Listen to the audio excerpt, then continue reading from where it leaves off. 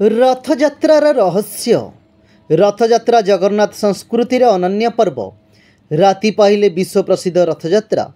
एथिपाई बड़दाण्डरे प्रस्तुति चूड़ांत पर्यायर।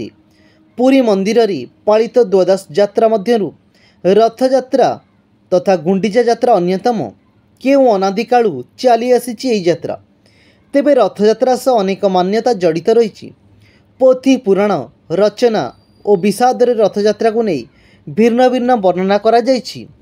तेबे आज आम रथयात्रार इतिहास किछि जानिबा, जा जणे ओडिया हिसाब रे आपण भी जानिबा उचित। आसंतु जानिबा केमिति आरंभ होइतिला विश्व प्रसिद्ध रथयात्रा एवं कौन रही यार इतिहास। राजा इंद्रद्युम्नक निकटरे एक शर्त रखिथिले विश्वकर्मा। शर्त थिला मूर्ति निर्माण से एकांतरे ही करिवे।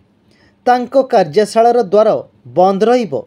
जदि निर्माण पूर्वरु कई भूल रे भी द्वार खोली दिए तेबे से मूर्ति निर्माण कार्य अधारे ही रहिबो। राजा शर्त मानि नेले। विश्वकर्मा गुड़ीचा नामक स्थान रे मूर्ति निर्माण कार्य आरंभ करिदेले। किंतु निर्धारित समय अतिबाहित हेबा एवं निर्माण कक्षर द्वार न खोलिबारु राजा चिंतित होई पड़िले। तेणु अनिच्छा सत्वे से द्वार खोलिबाकू बाध्य होइतिले। हेले सेतेबेले निर्माण कार्य शेष होई नथिला। सेठारे राजांको देखि विश्वकर्मा अंतर्ध्यान होइगले। आउ अधारे रहीगला भगवान श्री जगन्नाथ, बलभद्र एवं सुभद्रांको मूर्ति निर्माण। ठीक सेतिकी बेले आकाशवाणी होइतिला भगवान एही रूपरे ही स्थापित हेबा उचित।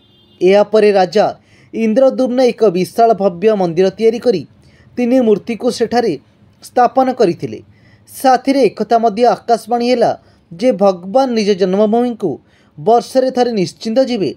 स्पंद पुराणर उत्कल खंड अनुसार राजा इंद्रद्युम्न आषाढ़ मासर शुक्ल पक्ष द्वितीय प्रभु को निज जन्मभूमि को नेबा पई व्यवस्था कले।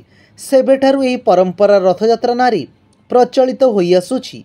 सेहीपरि आउ एक कथा अनुसार सुभद्रांक द्वारका दर्शन इच्छा को पूरा करने को जाई श्रीकृष्ण एवं बलराम अलग अलग रथरे यात्रा करथिले।